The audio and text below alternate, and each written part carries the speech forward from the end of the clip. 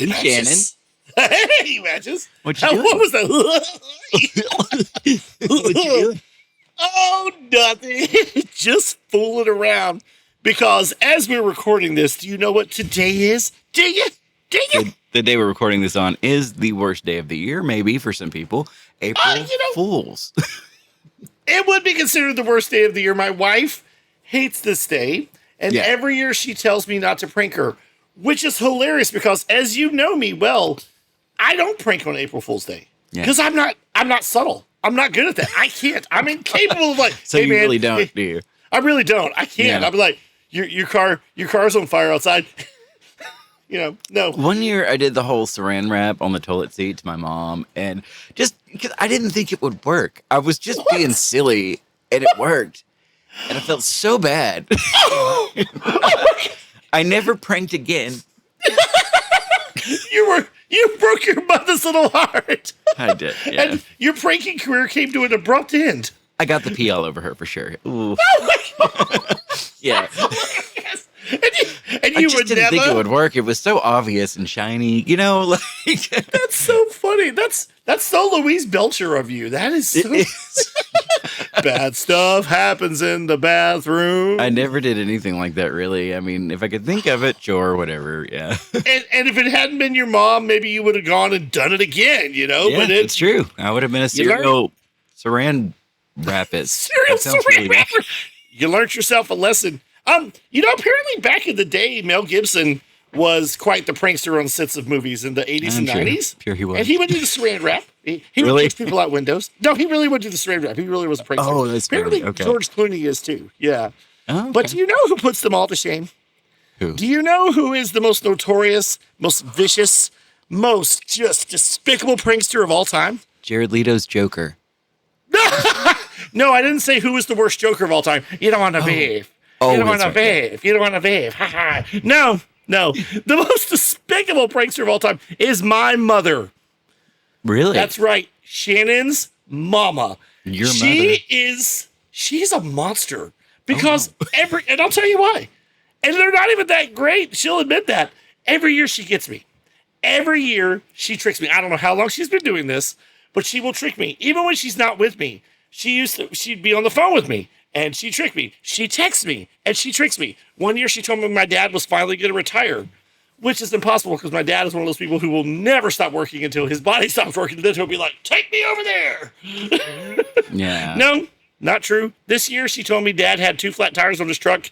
I was upset about it. Every year, she gets me. And even this morning, my wife said, hey, you can't trust your mom today, right? Really? Yeah, seriously, every year if she's not with me, she either calls me or texts me something, and I fall for it. Oh, every wow. year. Every time. Well, you've met my mom. You've met my mom. She's sweetness. Yeah. She's a wonderful little Southern belle. She will bring you right in.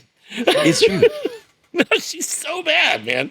That's so funny. Well, speaking of fools and jesters and pranksters and jokers, tonight on this very show, which is called, drumroll please, give it to him, Matches. It's called NOMS Podcast, Nerding Out with Matches and Shannon. That's right. I'm your host, Flash Stevens. And I'm your host, Sonny Woodlawn. That's right. And we're here to give it to you. NOMS gonna give it to you. NOMS gonna give it to you. At NOMS, we do the movies. Me and Matches like to get groovy. We rap. It's kind of crap. Matches, tell them what we're all about now.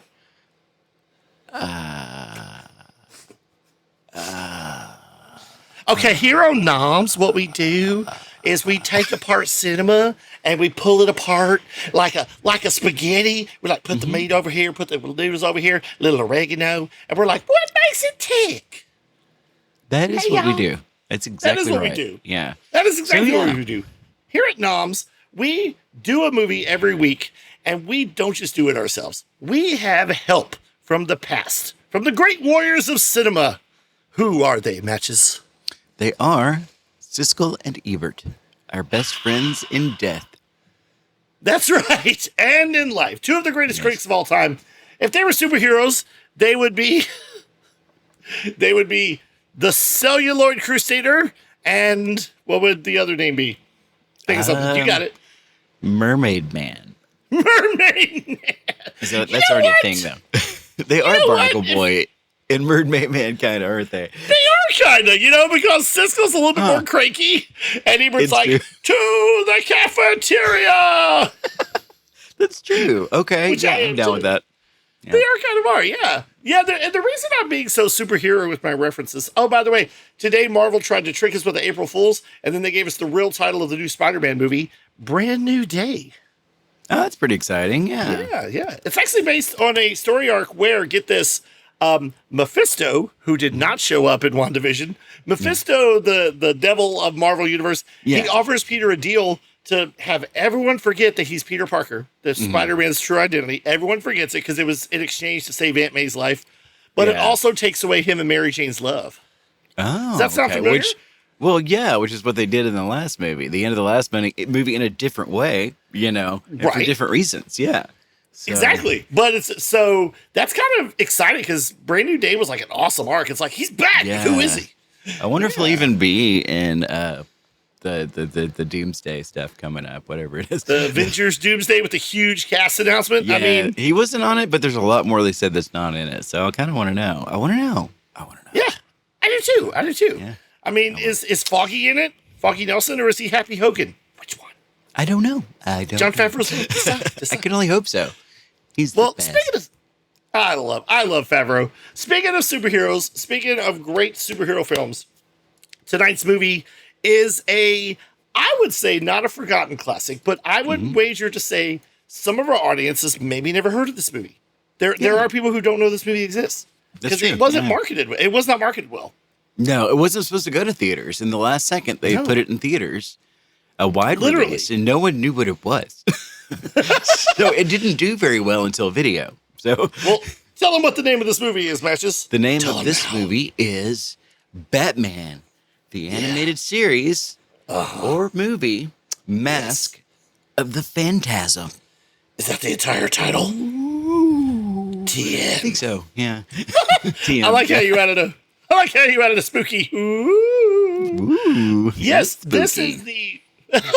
This is the first animated Batman film to hit theaters. I guess you can count the Lego Batman movie as animated, and it is it's based on the 1992 started Batman the animated series. This movie came out in '93. And like you said, it was originally going to be a straight-to-video film, even though they did it really well. And at the last minute, literally with less than a year to go, they're like, you know what? We can put these in the movies. Yeah, which is great if anyone had known about it. I know. I was a huge fan of the series from the beginning in '92. Because what was great about Batman the Animated Series, to me, even though the movies I love the Tim Burton movies. I even have a soft spot for Batman Forever. Ben Affleck wasn't bad. I liked him. And I love the Batman, Matt Reeves, the Batman with the sparkly Twilight Vampire. Yeah. But to me, this is one of the most definitive portrayals of Batman, the animated series. Oh, yeah, for sure. Yeah, that's true. Yeah. And I don't know. Yeah, it had the best voice cast. It just had great music. It had great... They had some good computer effects in the beginning. I guess those were 3D animation. I don't know. That was cool. Yeah. You're not wrong. This was basically it's a kid's show, but adults could like it, I suppose. And also rowdy, angsty teens like ourselves. That's right. I'm looking forward to getting into that when we get into our review, Shannon. Are you ready? Our review? I think I'm ready. Let me put on my back glasses. Let's do it. Let's do it. The Review-mobile! To the Review-mobile!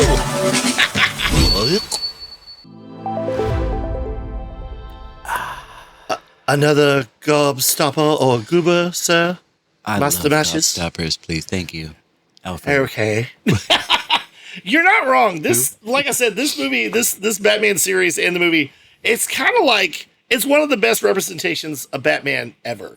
Because it's got all the good things that makes Batman works. It's got the action. It's got the story, the detective work, the great characters. Yeah, the mood. It does. The series did borrow a little from. It was inspired, I would say, by the Tim Burton first two movies. Yeah. Because the aesthetic. Because it's got that whole It's if you think about the little bit of the old with a little bit of the new. I feel like. That's exactly what I was gonna say. If you think about the first Batman movie, the whole time you're watching it, you're like, this movie's great. When does it sit? Yeah. Yeah. What era is this? Because it's What almost is like this? What are they wearing? What is happening? right. It's like the 50s with a splash of modern. Yeah. Well, the Gotham's always kind of portrayed like that. It gets darker, it gets older, it gets a little dirtier, in the film. But it always looks stylized in 30s, but also now, like. You're not wrong. Like when it was created, it's like if it ain't broke, don't fix it. Yeah. The looming buildings, the fedoras, the Tommy guns, It's true, yeah. I love and this it. series it's a great world. especially It's good world building here, I think. It is great world building. Yeah, this series especially leaned on that aesthetic. And it's like, you knew it was modern day, but at the same time, you're like, it's a little old school because the TV looked black and white when they would watch TV, Absolutely, yeah. Yeah. But this show was on Fox. And like you said, they decided to put this in theaters in 1993, and it came out on Christmas Day. Am I correct? Yeah, that's it. Yeah, exactly. Yeah. Yeah, it was right Or between December the first season and the second season. So you got the That's when good they first season going in there. You got Conroy as Batman. You've got, the Joker. Who's the Joker, Shannon? Oh, you kids may know him as Mr. Luke Skywalker. Mr. Mark Hamill. I gotta say, huge journey for these two. Right? Like Mark Hamill, he could have been like Luke Skywalker alone, and that would have been great. But he's also cemented his legacy as, I would say, the only person I would ever want voicing the Joker. Yeah. Has he ever gotten to play him in real life? I feel like maybe. I don't know. Or maybe he's voiced. In Birds of Prey, did he voice the Joker even though they showed him in shadow? Yeah. Could be wrong. wrong. Might have. That would be cool. Could be wrong. That'd be real cool. I did watch. I'm one of the only people that ever watched that series when it came on. Me too. But you did too, yeah. Yeah. I bought it on DVD because I wanted to see if it was as bad as I remember. Oh, yeah. It is, but I was so glad they had something. Something's better than nothing sometimes. Right. I mean, Birds of Prey is a great comic, it's a great concept. Yeah. So, and Harley Quinn was the villain. So that was pretty cool. Yeah. So that's cool. But they leaned into the whole Smallville thing of like the freak of the week kind of. Yeah, get real bad real fast. Smallville got bad real fast. Those first 2 seasons were stellar. They were great stories. Okay, to me, I loved Smallville seasons 4, 5, and 6 because 4, 5, and 6 were great too for a different reason, I think. Yeah, but they started going more teen. They started leaning into the little nothing dramas and stuff like that. Oh, I just didn't like that. Oh, I thought they were leaning more into the comic book world. A little, yeah, that was good. They did do that, but they also did the other thing. That's true. We did get a weird version of Deadshot, the old guy from Battlestar Galactica, the series. Really? Not Deadshot. I mean Deathstroke. Excuse me. Deathstroke. Oh, you're talking about the balding white-haired guy? From Battlestar Galactica or something. Yeah, he was great. Yeah, he always looks like a colonel. Love that guy. Oh man! But speaking of commanding, you already mentioned his name. The guy who, in everyone's opinion, just like Mark Hamill should only be the Joker, Kevin Conroy should only be Batman. It's true, but I mean, we're gonna get more Batman things, Oh no, and that's fine. Yeah. But if you think about it, you said this was his first voice acting job, right? Mm-hmm. Batman the Animated Series. Yeah, and he voiced Batman in this show, and he was so good and so enduring that not only did he voice him in Batman, he also voiced him in the spinoff Batman Beyond, which was a new Batman in the future, voiced by Boy Meets World brother. It's true. Yeah, he played an old Bruce Wayne who mentored him. Yep. And then when they did the Justice League cartoon of the 2000s, he voiced Batman. Okay. On the episode of Static Shock where the Justice League appears, he voiced Batman. Yeah. He pretty much, they created like a whole world actually that started with the Batman series. Then they did the Superman series in 96. I don't know if you remember that, the cartoon, which was, and the people behind it, Bruce Timm is one of the guys behind it and also behind this movie. He co-directed it. He knew the characters so well. He gave you the Batman that you wanted, and he gave you the Superman you wanted. Like, he understood who they were. Unlike a guy whose name I won't mention, but rhymes with Jack Slider. Who are these people? They're gone. Jack Slider, is that what you said? Jack Slider, yeah. Yeah. Sorry. I get you. For sure, that was not... I'm glad that whole thing is over. We don't have to worry about that anymore. And that's great. But some people have already voiced Batman. Recently they had the 3 long Crisis on Infinite Earths movies last year, in 2024, that Dean from Supernatural voiced. Actually, I thought that was Kevin Conroy's. Right? Well, maybe Kevin Conroy did the played last one of the Batman. Yeah, I haven't seen them. Okay. But that was his last. I think that was it. But yeah, and then another in 2023 was voiced by the lead from Grimm, the show Grimm. Oh, Nick Gwyneth. Yeah, I don't know how to say that his guy. last name. I can't say his last name. So yeah, Nick but bless Guillotine. him. Nick Guillotine. Yeah, that's what I call him. Yeah. Well, like I said, Kevin Conroy, he was so enduring. He voiced Batman in all the Arkham games, right? Yes. And his last video game appearance was the Suicide Squad Kill the Justice League game. Yep, I just played through all of that. It was great. Really? It got some bad reviews online and a big hate train behind it, but it was one of the most fun I've ever had playing a game, and it was wonderful. Okay, Groot said he hated it, so I don't, but he didn't play it. So Exactly. There was a hate train. I mean, people on the internet can sway you. I'm just saying. It was fun. It was a lot of fun, and a lot of stuff was taken out of context. You know how people do. They love outrage. Okay. And that kind Well, of thing. are you telling me the internet isn't a place for truth and solid facts? No, not ever. In ways that you couldn't possibly understand. Stay off of it, Shannon. Oh. Stay off of it. It's too late. It's in me. I saw the internet glow. No, it was a great story. It was funny. I'll just tell you one part where we have King Shark. Of course, you get to play as any of these characters. You can play Deadshot, King Shark, and I love Harley King Shark. Quinn. Yeah, Harley Quinn and Captain Boomerang, who was the best because he got a flash gauntlet. So when he threw his boomerang, he would flash over to it, and that's how he gets around. Nice. Amazing. Yeah, exactly. It sounded just like him. Yeah. So at one point, they come up behind Wonder Woman, who's building like a kryptonite shield to face off against like they're not zombies. We'll call them zombies though, because I don't want to spoil the story. Zombie Superman. I got you. Yeah. And so she's got to face off against him, and they come up behind her, and they're like, "Hey, we're with you on this," but they're the Suicide Squad, and like so she puts her hand on King Shark's shoulder, and you're like, "Oh, that's a really nice moment," and then she just like pushes him aside like it's nothing.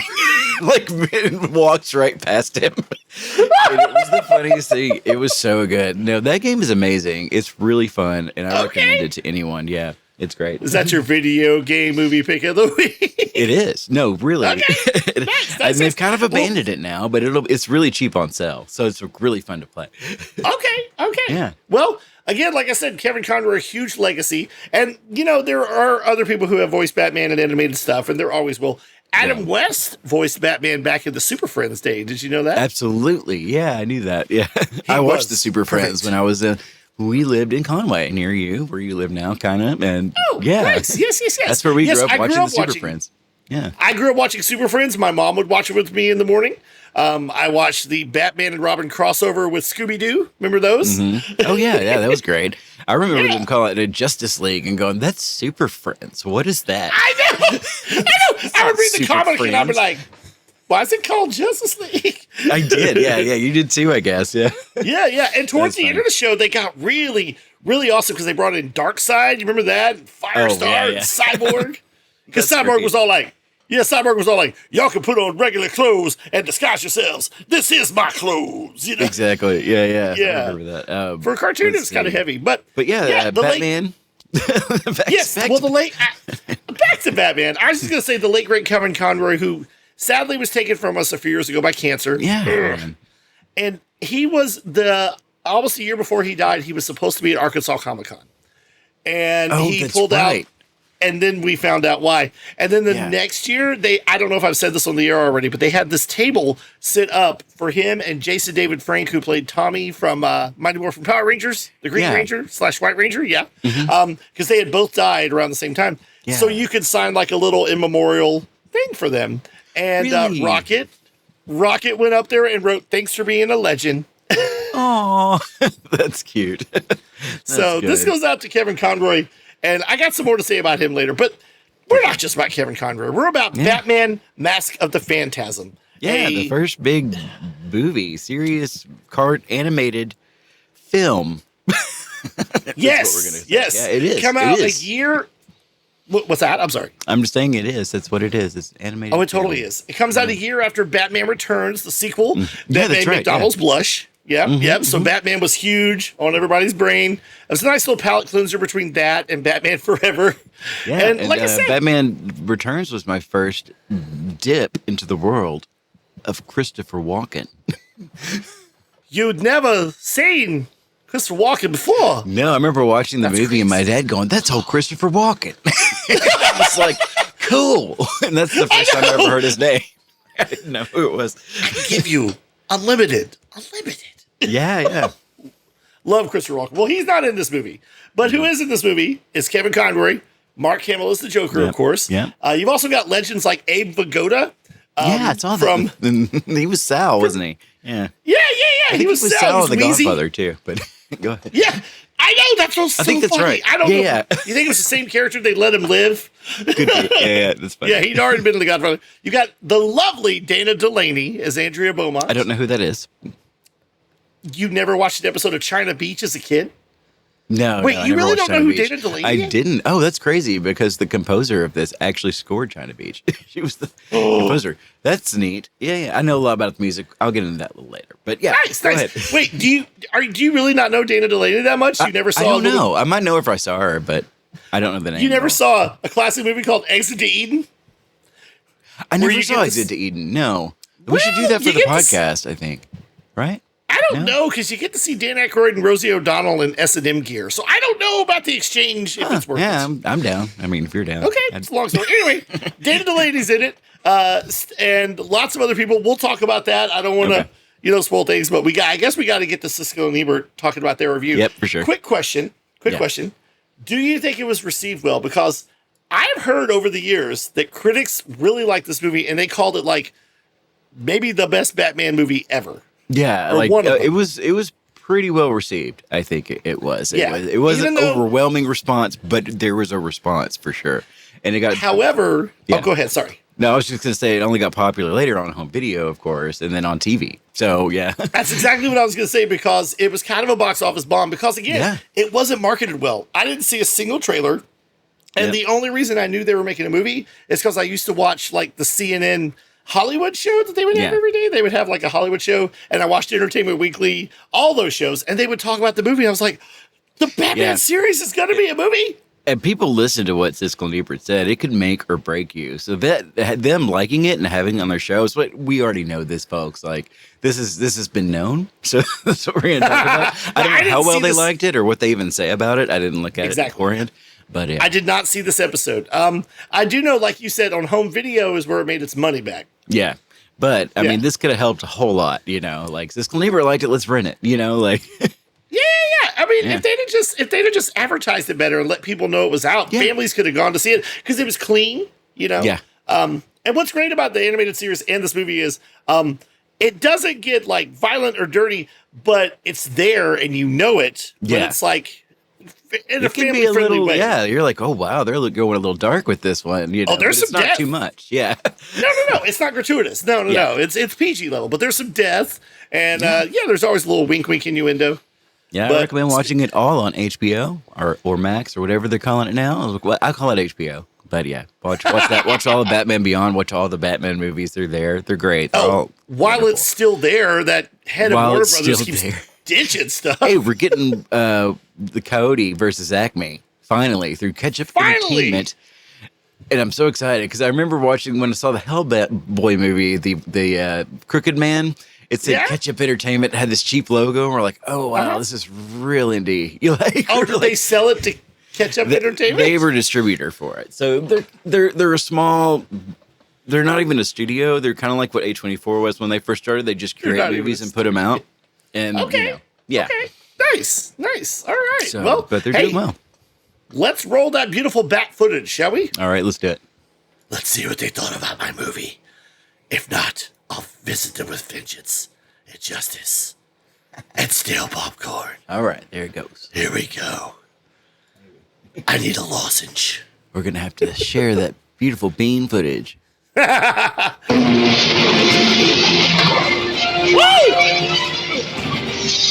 Freeze! That's a scene from Batman Mask of the Phantasm, a Batman animated feature that was made in 1993, and Roger and I never reviewed it. And as far as I'm concerned, we made a big mistake because it's terrific. Oh, so they didn't do it right away. That's cool. So this is. I wonder what year this is then. Now that I think about it, I don't know. you think it was after it went to video?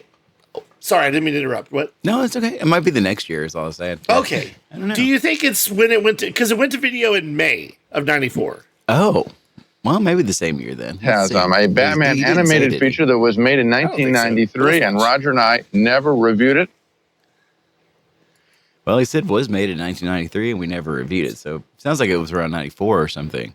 And as far as I'm concerned, could be we made a big mistake because it's terrific. I enjoyed it more than the current Batman adventure that's in theaters, and I kind of like that picture. This film, however, is really... Wait, what was the current? Well, that would have been 95. Yeah, that would have been 95. So I guess they brought it back almost 2 years later. Wow, I don't know. I mean, I guess that's why, like, no one jumped on it at first if they didn't review it at first. Smart and beautifully drawn. Okay, they could have saved it. Intricately plotted, obviously. It makes a lot of sense why they like Titan AE so much. More, it was the marvel of what it looked like, I think, than the story and everything. Yeah. Because, I mean, this was a good movie, but it looks phenomenal. So they're really going to jump on that, I think. The acting is great. The script is great, Yeah, the beauty of the animation of the TV is like enhanced on screen. Like I would have loved to see this on the big screen. Batman lends himself to animation, and just take a look at the Art Deco influenced drawing style, the classic cartoon drawing style, as we find Batman caught up in a web of love and violence and guilt. Somebody dressed in a bat cape is killing mobsters. It's not Batman, but his name is now being sullied as a killer. I'm telling you, friends, it's vigilantism at its deadliest. How many times are we going to let Batman cross the line? I'm sorry, Councilman, but you can't blame Batman for what happened to Chucky Shaw. Why not? He's a loose cannon, Commissioner. There's more, including the Joker, who frankly was better when Jack Nicholson played him in the first movie or Cesar Romero in the cartoon show on TV. I don't like this Joker's voice. Oh, God. Okay, we need to stop this right now. Stop this right. This is a travesty. Seriously? I mean, don't get me wrong. Jack Nicholson's Joker is still one of my favorites. And I think it's as good as Heath Ledger's because it's different. I get it. But this is, it's different. He didn't know. And maybe he came around before he died, some years ago.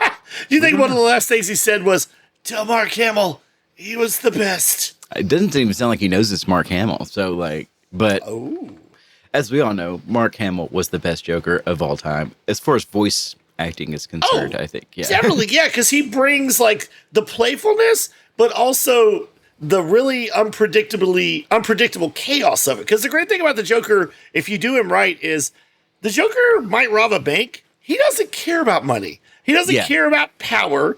Joker cares about messing things up. Yeah, there may not even be a reason for it. It doesn't have to be. That's fine. That's exactly what Heath Ledger's whole modus operandi was in The Dark Knight. Yeah. Like, he didn't care. He set the money on fire, whatever. Yeah. So good. And, like, Mark Hamill brings that, because I would say he brings the best of Cesar Romero, who was goofy, Jack Nicholson, who was, like, a little serious, gangstery, scary, also goofy, and he brings that all in there. And I like this because, this is the kind of Joker that would burn the money as well. I mean, he's living in an abandoned amusement park, right? Yeah. And he's a bum. Yeah. He's got salami or bologna or something, and that's all he's got to his name, and a robot, and he's just as content as punch, being a bum. And they purposely did not put Harley Quinn in this movie because they thought it would distract from it. Really?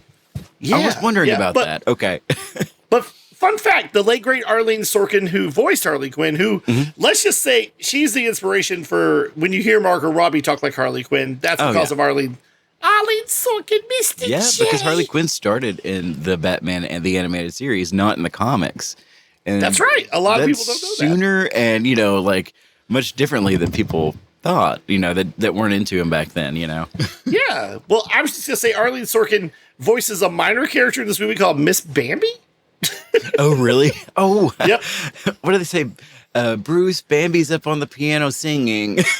Yeah. So if you listen closely, you can hear. That's what I was thinking. I was like, that sounds like Harley's voice. So I thought the same thing. There you go. All right, let's do this. There are 20 miles of tunnels under this place, and they're all filled with high explosives. In 5 minutes, everything goes up. But it's the drawing style that really distinguishes Batman Mask of the Phantasm. You can really lose yourself in all of these great images as Batman fights against the Phantasm, his deadly imitator.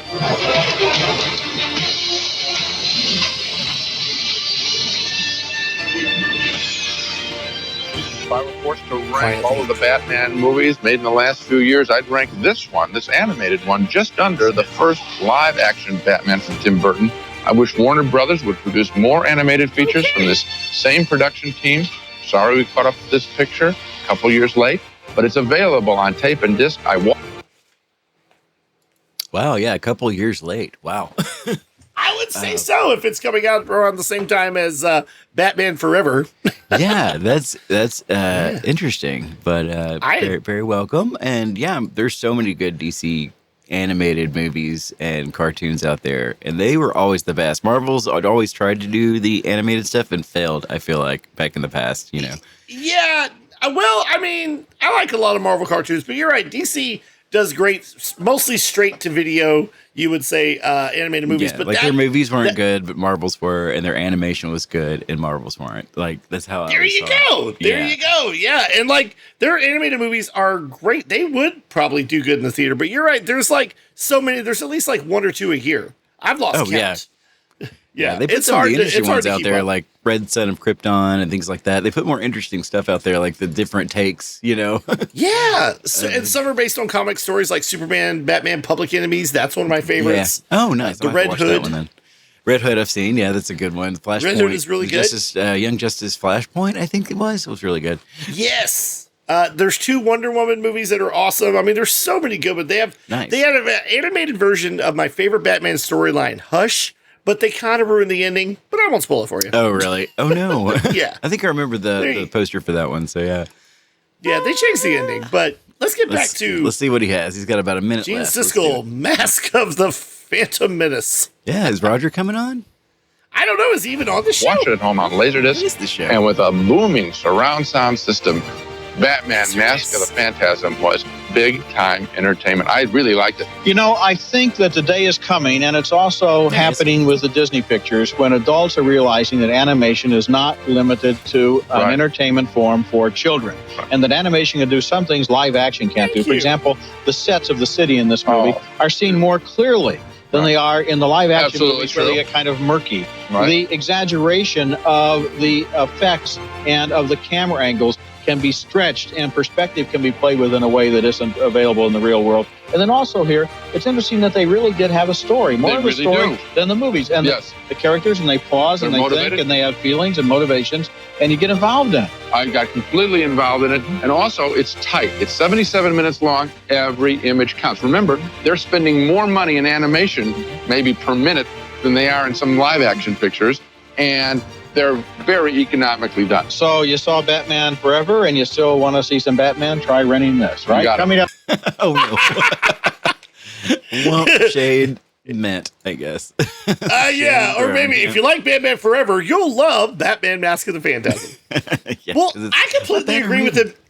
Yeah, it is. It is. It is. Well, if you think about it, really. I mean, this animated movie stands up there with the best Batman movies, and is probably better than some of them. It's got to be better than Batman and Robin.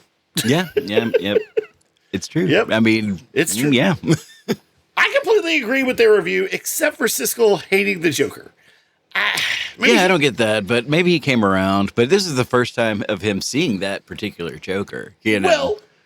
Well, yeah, I was about to say he probably never watched Nicholson back then was it, you know? That was the performance, and it was one of the performances, you know, of the world, of the life. Yes. You know?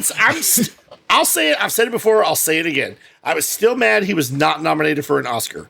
Oh, Good for Heath Ledger. So proud of Heath Ledger. Yeah. Good for, Joaquin Phoenix, whatever his name is, Joey Phoenix. Joaquin. Joey Phoenix. But Nicholson deserved a nomination. Oh, yeah, for sure. Yeah. But back then, they weren't going to nominate a children's movie, you know, even if it was dark, you know. See, you're right. They saw Batman the Animated Series as just a kid's show. And, I mean, I was 15, and I was still watching cartoons. I ain't gonna lie, I watched cartoons in college. But 46 and still watching cartoons. Are you kidding? Me too. But it was so well done. And just like they said, this story is a very good definitive Batman story. It is. You've got this Phantasm that doesn't really look like Batman. Looks like a little bit of Darth Vader, a little, but the Phantasm has like a cape. Yeah, and he's very Phantom of the Opera, I think, is what they're kind of going for. Yeah. The Phantasm is showing up and murdering mobsters, and Batman, because of the way the Phantasm looks, Batman's being blamed for it, and the cops in the Batman series, like Commissioner Gordon, again, one of the best versions of Commissioner Gordon, I gotta say. Oh yeah, he was always great. Yeah, yeah, because the Batman movie versions by Tim Burton and Joel Schumacher. I'm sorry, Pat Hingle, but all he would ever do was he gave us a single. It's the Batman. Okay, here we go. Like he wasn't really a character. It wasn't until Batman Begins, when Gary Oldman played him for the first time in live action, that I felt Commissioner Gordon was a real character. Yeah, that's true. Yeah. But in this movie, in this series, he is. Yeah. But yeah, you've got all these great elements. So basically, like, this is also an origin story of Batman.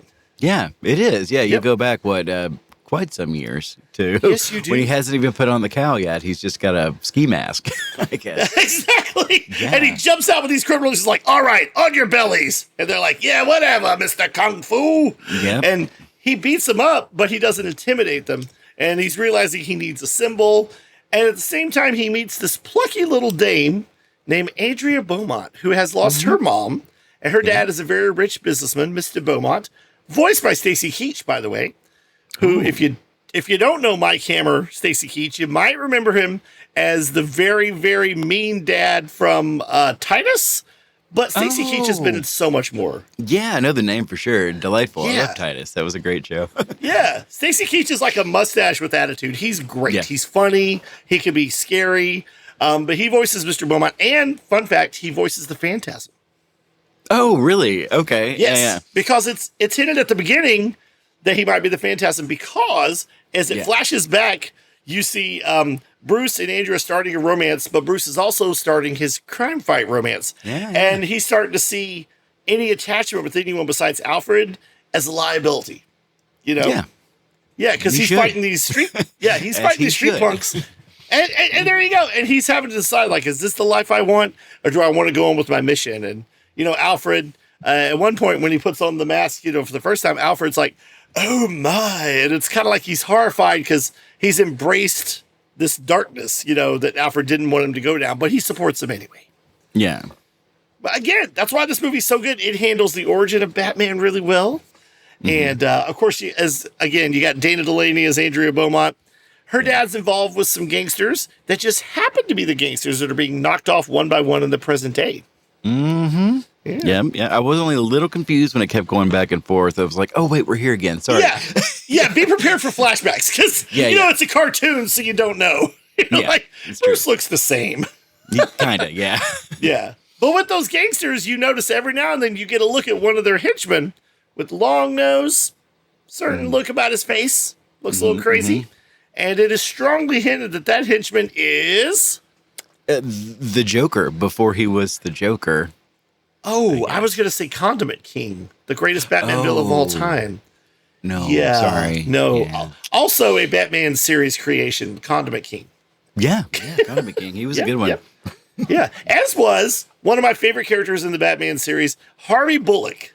Harvey Bullock, the big cop. Like, he doesn't love Batman, but he does respect him, and he does work with him every now and then, but he still thinks he's a freak in a mask. Yeah, I was wondering if that was him. It didn't really say for sure, I don't think, but... that's right. He has a few lines in the movie, yeah. Harvey Bullock is voiced, of course, by, as I said on the podcast before, not Danny DeVito, Robert Costanzo. Yeah, who was in Total Recall and a bunch of other stuff. Everything in the 90s and 80s, yeah. Pretty much, if you didn't get Danny DeVito, you got Robert Costanzo. Yeah, that's great. I love that guy. I got to see him at Comic-Con with John Glover, who voiced the Riddler in the series, and Paul Williams, who voiced the Penguin, even though the three of them have also done so much more. Are you serious? Oh, that's great. Yeah. But it was very cool because Costanzo would start saying something dirty, and John Glover would say, "Robert, it's Sunday morning, please." Wow, that's cool. It was hilarious. Yeah, it was just, John Glover, he's great. But a lot of this was so good to me, especially... Tell me. Should we talk about the plot a little? Yes, the Joker is involved because, again, he was the henchman for these gangsters that are being knocked off. And one of them, Ava Pagoda's character, Sal, he decides against all wishes and advice to go to the Joker, even though the Joker scares them all to death more than Batman. Yeah. All he wanted to do was not die. I'm just saying. No! He was just so scared he was going to die. Poor baby, you know. And he did, right, Sal? Yeah, let's not spoil it. It's fine. We did. Oh, anyway. Sorry. Oh, okay. Oh, do we want to spoil it? Because I don't know. Do we? Well, I mean, okay. Well, I don't know. I mean, okay. Do we want to talk about the identity of the Phantasm? I thought we were going to. Are we not? No, I don't think we should do that. I think people should have the chance to watch it for themselves. Yeah, we should need to talk about a little bit of it. Not nothing. No, we don't want to get all right. It's obvious when you're watching it. It was very obvious to me who the Phantasm was. I know. So we'll let you guide yourself into it. But yeah, this movie has so many great elements. It's got the origin of Batman. You've got the cops not trusting Batman for the first time ever, and they're sort of hunting him because they think the Phantasm is up to. Joker doing his thing, and I was gonna say about the cast. You know, it's got legendary B-movie and genre actor Dick Miller as Chucky Soul, the mobster who's rubbed up. Do you know who that is? Okay. You know who Dick Miller is? That sounds familiar. We talked about him in a previous episode, Gremlins 2. He was in both Gremlins movies as the guy who nearly got killed by the snowplow, him and his wife. Yeah. Do you remember his name? Guy. Okay, yeah. I don't remember the character's name. Yeah. But Dick Miller was a legendary genre actor. He was in low budget, big budget, everything. He had a very distinctive face. Yeah, he was great. Yeah. John Glover was also in Gremlins 2. Synergy. Nice. Okay. He was Clamp. Yeah. But you got Dick Miller. You've got let's see. I said, you know who also does voices in the movie? You're not going to believe this. Who? Well, they do additional voices, so they're not really credited as one person. Dan Castellaneta. I don't know if I'm saying it right. And if you don't know who that is, you might know him from a show on Sunday morning or Sunday evening. You tried your best. The lesson: never try. Never try. It's Homer Homer Simpson. Yeah. Yeah. Great voice actor. And Mary Lou Henner from Taxi and lots of other stuff. Mary Lou. Oh, yeah. Love Mary Lou Henner. She was great. Yeah, I love Taxi. Awesome. That's one of my favorite shows of all time by them. Are you serious? Yeah, really. I watched it every week, every day, actually, on Nick at Night. Okay. See, it was syndicated on one of my channels because we only had, antenna. But that's my first introduction to Danny DeVito. Okay. It's a great show. I really liked it. What's a great show? Who's this short, loud guy? Yeah. Years later, I didn't realize that Tony Danza was on the show. I didn't know that. Yeah. And and Kanicki from Grease. Jeff Absolutely. Yeah. And Andy Kaufman and who else? God, Judd Hirsch. Carol Kane. Carol Kane. Yeah, Judd Hirsch. Everybody. Jesus. Yeah. We're forgetting one of the most important ones, Christopher Lloyd. Oh, you mean Reverend Jim? Yeah. Yeah. He was at Comic-Con a few years ago, and I was going to stand up and ask him one question. What do you do at a yellow light? Do you remember that joke? Well, he's taking his driver's test, which is funny because he drives a cab. So he leans over to Tony Danza and he goes, "What do you do at a yellow light?" And Tony Danza goes, "Slow down." What do you do at a yellow light? And he says, "Slow down." And then he just goes, "What do?" So good. Unfortunately, Christopher Lloyd is not in this movie, but I want to talk about real quick some of the quotes in this movie. It's got some of the best dialogue. Like, for instance, when that guy Arthur Reeves, the councilman, who by the way is in cahoots with the gangsters and everything, Arthur Reeves, he's talking bad about Batman on TV. And by the way, if you'll notice in that scene, he says, "Several of your police officers agree with me, Gordon." And Bullock turns around like he's ashamed. Yeah. But anyway, so Alfred clicks off the TV and goes, "I don't know what they're talking about. You're the very model of sanity. Oh, by the way, I cleaned your tights and put away your exploding gas balls, sir." Nice. And of course, Bruce, and he's being sarcastic, and Bruce is like, "Thanks, Alfred." And yeah. then when he's at the party and all the girls are like, hey, Bruce, how come no one's ever made an honest man of you? And this one girl goes, he also hates the I word, engagement. Oh, no. And then Reeves and him are having like a little sarcastic little battle of the words as they're being nice to each other, a little passive aggressive. And Reeves lends him his handkerchief, and he goes, thanks for the handkerchief, Reeves. You know where you could stick it. Yeah. That's funny. Yeah. I love this. Yeah, it was a good movie. I liked it a lot. I like the music a lot, too. Did you like the music? Oh, yeah. I do know. I do. It's very close to the Tim Burton Danny Elfman, da-da-da-da-da, but it's got its own spin, you know? It does, yeah. And the composer of this movie was Shirley Walker, and she was one of the only female composers back then. She was, let's see, I've got a little bit about her here, and she was impressive, I will say. Let's see. She was liked her a lot. composer, an orchestrator, and a conductor. All three, which is super unusual. At the same time? She worked with Danny Elfman on his scores, orchestrating or conducting. Nice. Let's see. Hans Zimmer was under her tutelage. He also provided the synthesizers for this movie as well. So he was up and coming under her. I knew I saw Zimmer's name. Yeah, that's why. Yeah. And I know you might have seen another name in the credits. There was a song at the end called I Never Even Told You, and it says sung by Tia Carrere.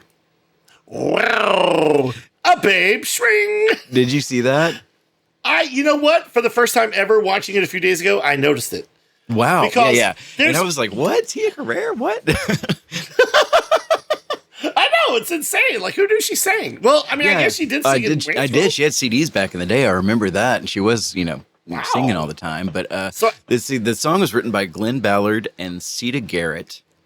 Whoa, Glenn Ballard worked with everybody. Glenn Ballard worked with everybody. They both worked with Alanis Morissette. Glenn Ballard, yeah. If it wasn't, oh gosh, I knew her name earlier, but there was Diane Warren. If it wasn't her doing a ballad, it was Glenn Ballard doing, something like that.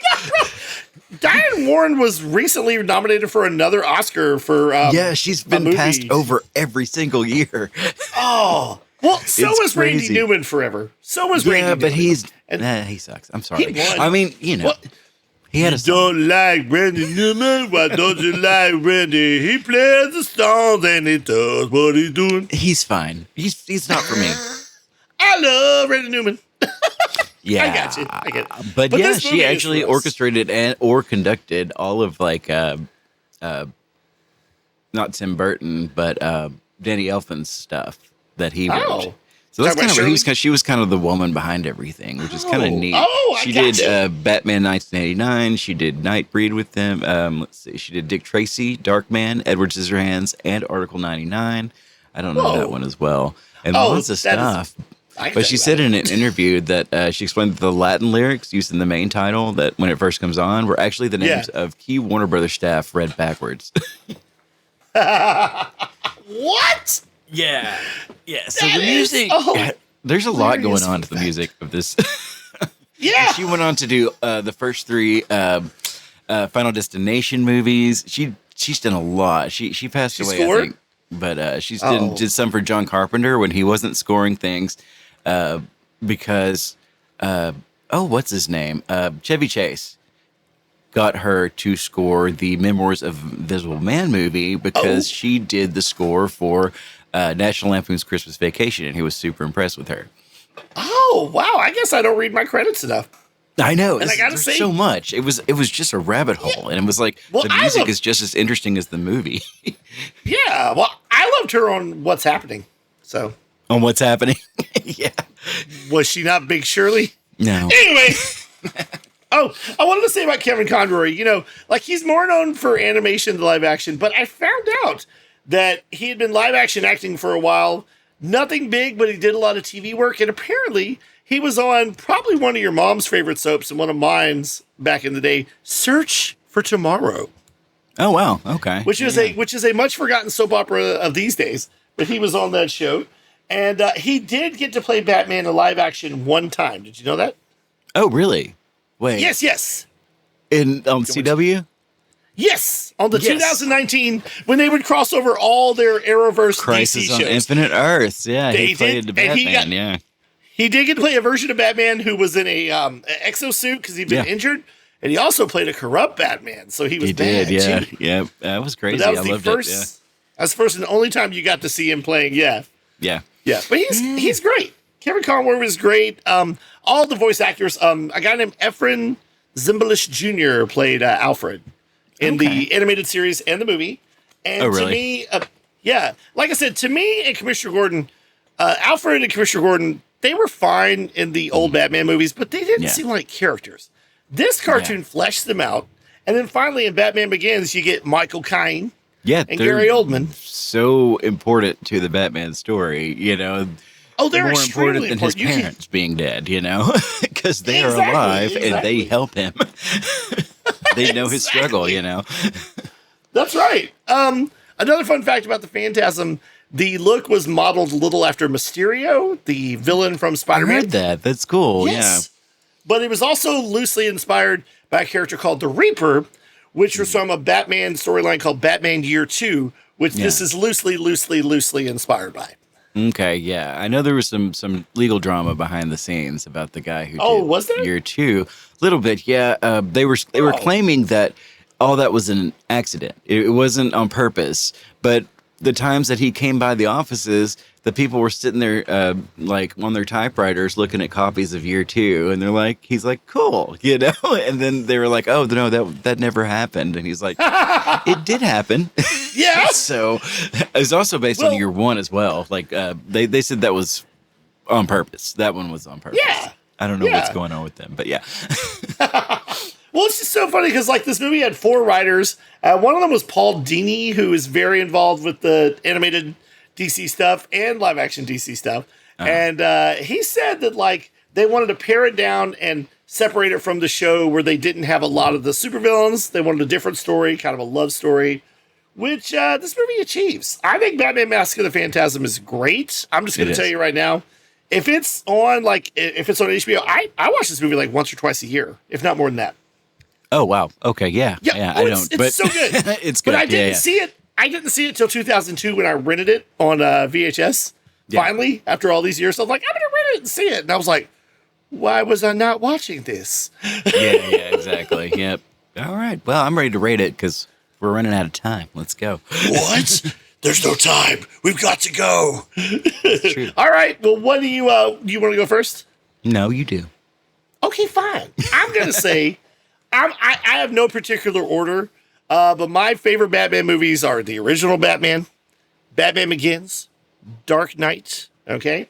And this, and there's some others, but this is definitely the top 4 probably. Yeah. I would say this is like a definitive Batman movie, even though it's an animated movie. It's got something for everybody. It's got a great story. It's funny. It's got action. Kids will love it. Parents will love it. They can let their kids watch it. It's wonderful. I think it still holds up today. So I'm going to go for it. I'm going for it full. I'm going to give it... All right. I am going to give it 5.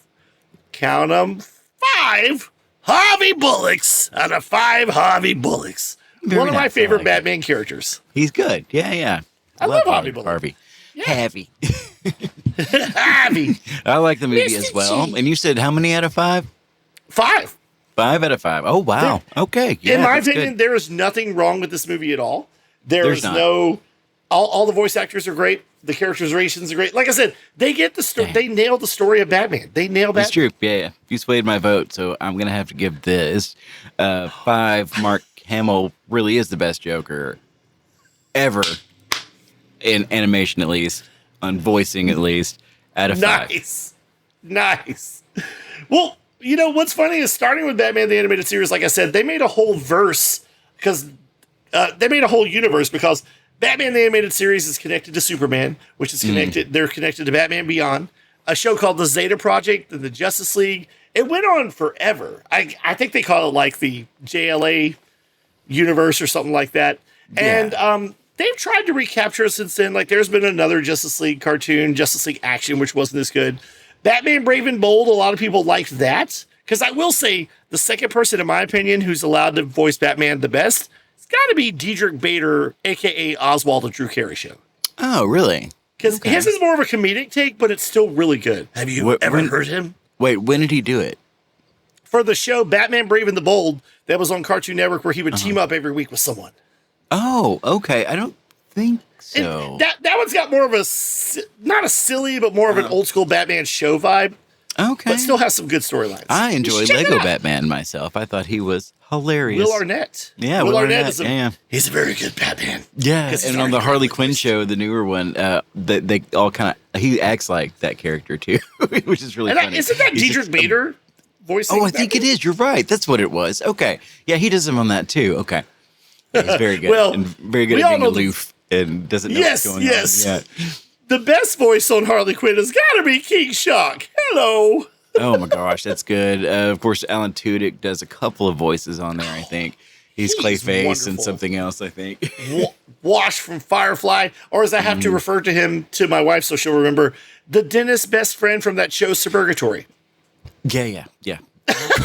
Well, I just want to say real quick, they have a new version on Prime called Batman the Cape Crusader, which, in my opinion, is probably the closest to the Batman animated series. It's got the style, the aesthetic, but it's a little bit different, and they cuss, which is, I guess, fine. But it's not quite as good because some of the changes they made, and not the ones you think.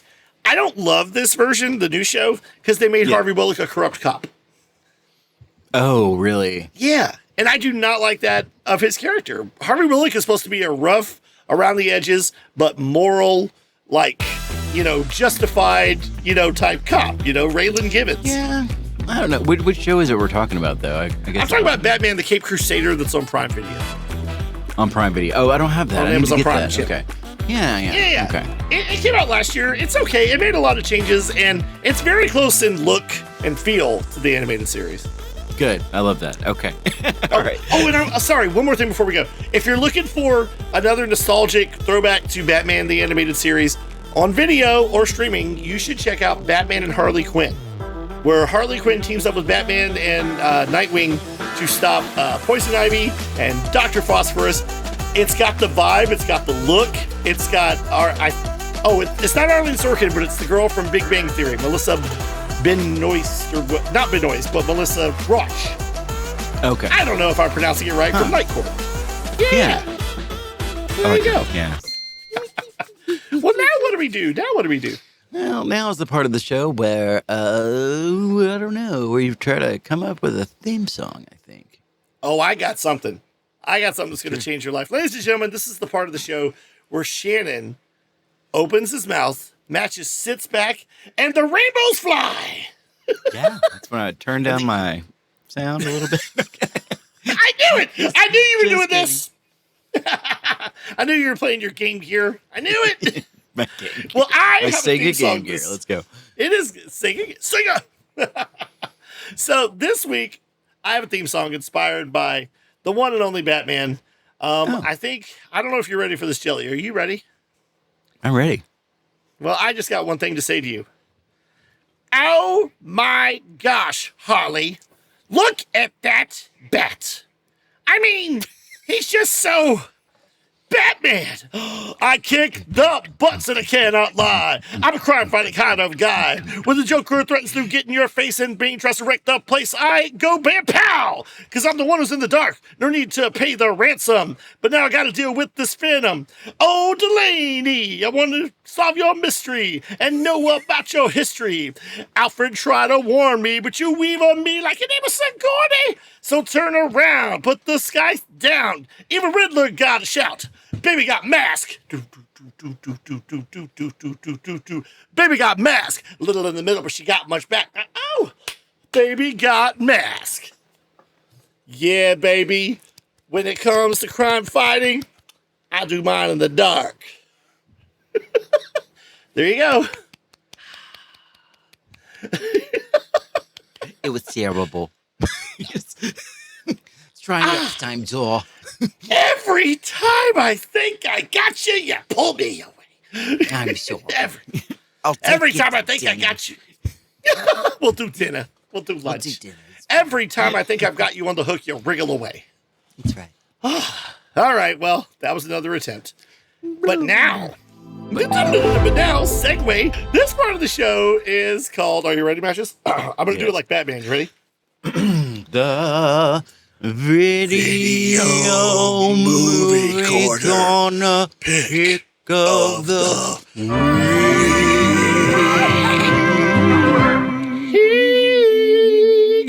Cha-cha-cha. The video movie corner pick of the week. Matches. Tell them what it's all about. Cha-cha-cha. The video movie corner pick of the week is the time of the week and podcast when we pick out a movie. It could be a silly movie. It could be a not silly movie. It could be a movie from recently. It could be a movie from yonder year. It doesn't really matter as long as we don't really want to cover it, or we do. It's whatever. Anything goes. We want you to know about this movie that we picked out from the video movie corner down the street. That's what he said. Okay. I think I'm done. That's right. That's right. Do you want to go first, or do you want me to go first? I don't care. I think I'll go first this week.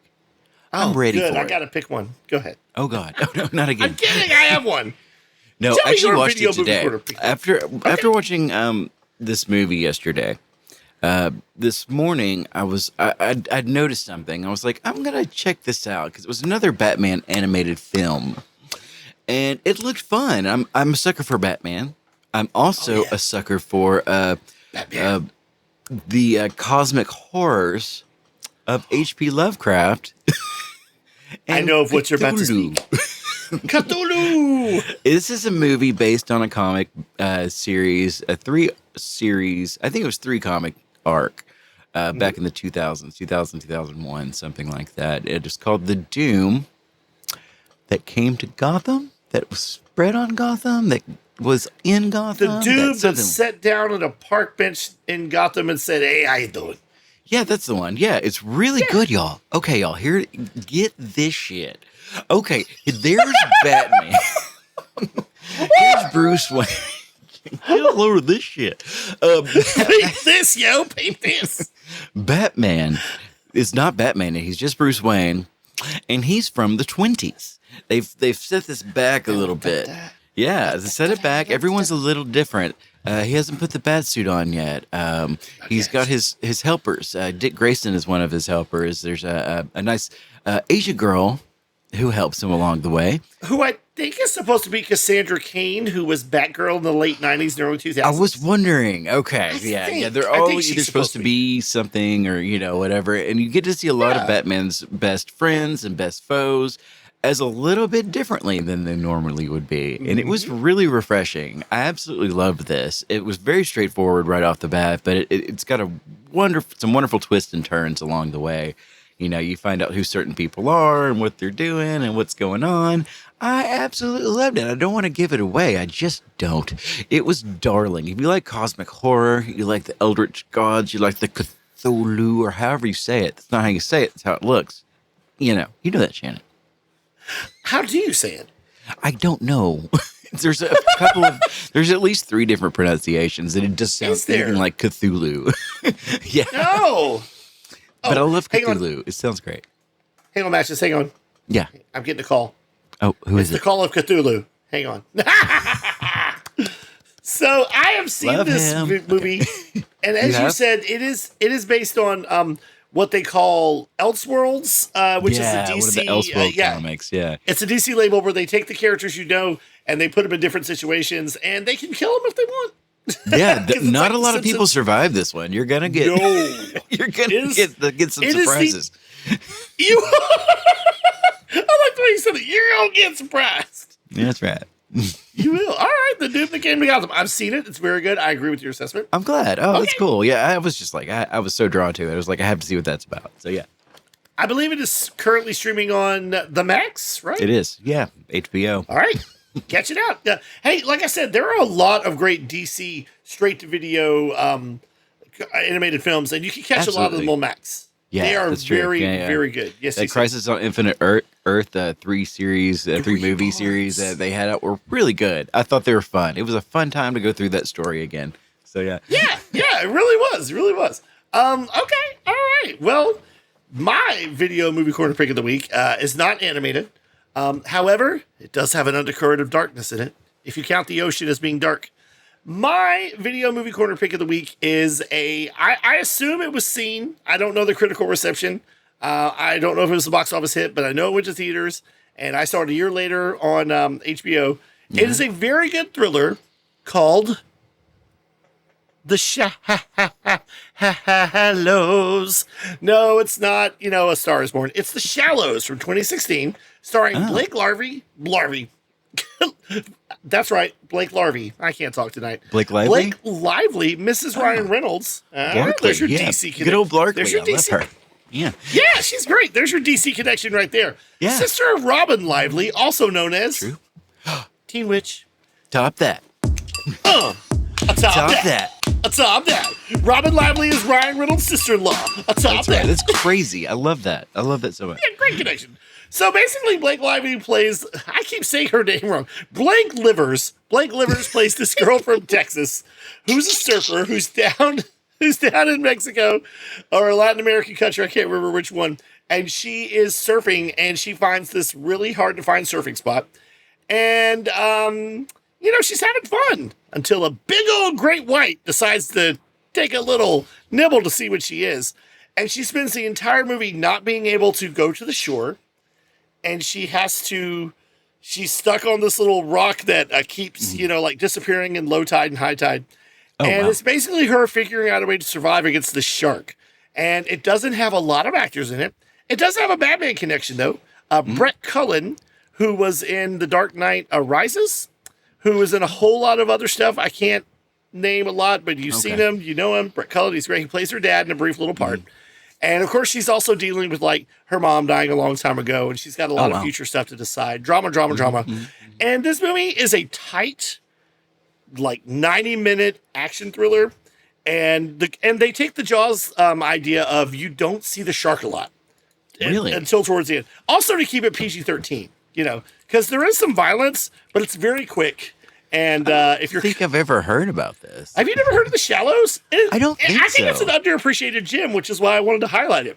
Yeah, it's on Stars right now, actually. It is. And if it's on, I'll watch it. And let me say this without spoilers. The last 30 minutes, you'll be on the edge of your couch, if your couch is tiny. Are you serious? And I'm not kidding. The last 30 minutes are so intense and great, and you will literally, pump your fists in the air. No spoilsies. No spoilsies. It's a good little thriller. If you like horror movies that are combined with a little bit of action, nature horror movies, as they call them, And like I said, good use of the shark. You don't see the full shark a lot until towards the end. So, again, the Jaws aesthetic. What you don't see is what's scary. Awesome. So there you go. Yay. Minus the Shallows. I love it. Yeah, I got to see that one. I'm putting it on my list right now, actually, is what I'm doing. So nice. Yeah. Don't mind me. Put it on your Quooey. I have a whole year of Stars thanks to Black Friday or something. Or after that, they had some kind of thing deal where it was $20 for the whole year, maybe. Oh, and nice. I just took it because I never have Stars. I almost never get to watch anything on there. And there's lots of stuff on there. It's good. My wife decided to subscribe to the Stars app. I'm gonna give you a guess. Why do you think she subscribed to the Stars app? Matches. Oh gosh, let me think. Oh, I'm not logged in. The Hunger Games? No, because of a show you can really only watch on Stars in its entirety. She loves the show Outlander. Or really, as I like to call it, sexy time travel show. Because I'll come in and she'll be watching it and I'll be like, are you watching Sexy Time Travel? My wife loves Outlander. So we have the Stars app on our streaming. So I get to watch Stars movies. Is it a good show? I don't know. To her it is, and a lot of people love it. And I think it's a good show. I've just never really watched it. Okay, cool. I need to watch that then. Thank you. You should. You might like it. It's it's sexy time travel. But speaking of sexy and time travel, that concludes our segment of, and I'm going to sing it like Bane from Dark Knight Rises. You ready? Heck yeah. Let's go. The Video Movie Corner Pick of the Week. The fire rises, brother.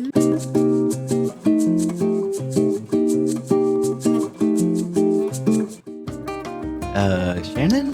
Where are you? Oh, I'm not Shannon.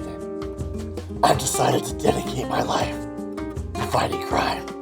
When I was young, my parents were cut off in traffic, and I vowed right then and there to follow a path of vengeance, to give them justice, to give them a reason to believe. And I have followed it. I can kind of hear you. Yes, just I know. For your parents who were cut off in traffic. Yes, and I was inspired. I was inspired by watching a show on TV, Yogi Bear. And now that's why I wear this mask of vengeance. You know, that's not really working for me. You know what? Yeah. I wasn't really inspired by Yogi Bear. No, I was inspired by a movie. Danny Masterson. No. I was inspired by a movie with Carol Burnett in it. I was inspired to be a hero. The sun will come out tomorrow. Bet your bottom dollar it's tomorrow. Or, Annie. or was I inspired by the best character on Stranger Things? I'm Dusty Buns. Oh, I fight crime. I fight crime all the time. Yeah, Dusty It's Buns never can do any that. story. Now, look, you look just like Okay. it. It's good. Actually, none of those personas are working for me. I was actually inspired by lots of Hot Pockets and McRibs. Matches? Call me Fat Man. Okay. If you insist, I mean, I'm not going to say that unprovoked. I'm just saying. No, don't. No, I can say that word. You can't say that word. I can say that word. Exactly. Yeah. Yeah, it's like you can make fun of your sibling and your family, but no one else can make fun of your family, right? Yeah. Learn that the hard way. Yeah. I'm just kidding. Unless nobody's around. That's right. Oh man, that was crazy. Well, that was another good episode. I think it's the best episode we've done today. Yeah, probably. Yeah. Yeah. Most likely. I feel like we kept the tomfoolery and the hootenanny to a acceptable level. That's right. Yeah. We had a good mix of different things, just like that. Just like Batman Mask of the Phantasm. Batman Mask of the Phantasm Menace. You should definitely go see it. It's on the Max. It's on HBO. It's a good movie. Anything you would suggest for people to check out before we leave? I know we've done the video movie corner. Any TV shows, songs, poetry, slam readings? Man, I don't know. That's too much. It's too much power for one person to tell the whole internet what to listen to. What? Who do I think I am? I know. Oh my Matches, goodness! it is a lot of power to wield. I'm glad most people when you don't go into do a it. restaurant, you're like, "Oh, it's cold in here. Can y'all do something about the air? It's so cold." 374 people dining in this restaurant, and you think you could choose for their... Or you're sitting far away from someone who's smoking, and you start going, oh, my They little deserve it ones. at this point in life, they deserve it. As a smoker, I can say that. But no, you're right. I think I would be a good de-influencer. Like, if I were to have, like, a product, they'd be like, I don't want to use that. Yeah. Companies should hire me to sync other companies. They should. Yeah, they could. They should. Could they? They could. I like to wear my pikey shoes. I like to eat Doritos. They're really good chips. And I love going to McDowell's. Oh, yeah. I'm on my no McDonald's diet at the moment. Thank you. It causes me great fatness. Oh, only because McRib is only in December. I understand. I could abstain then too. I could. Well, we hope you enjoyed joining us tonight. And if you didn't enjoy it, well, it's almost over. Yeah, and it's free. Yeah. That's true. Now, if they want to tell us what they thought about the movie, they thought about Siskel Ebert, any suggestions of movies you think we should do, or if you want to write some actual funny jokes for me to say, what should they do, Mashes? Oh, just email us. We have an electronic mail. We have email. It's nomspodcast, NOMS at gmail.com. Or you can comment down below on YouTube, Spotify, or Apple Podcasts. That's where we are. You can listen to us on Apple Podcasts if you don't want to see us, and you can see us on YouTube or Spotify for some reason. Oh, yeah. But who wouldn't want to see this punum? This message? I don't know. I just give them the choice. I don't know. More people than you think. Or you could be like that classic 1995 movie and click a lot of keyboards and be a webmaster. You know what I'm saying? Hackers, That's right. action. I'm a hacker. Okay. All right, serial killer. I guess we're out of here. I gotta go. Supper summons Fat Man to the dinner.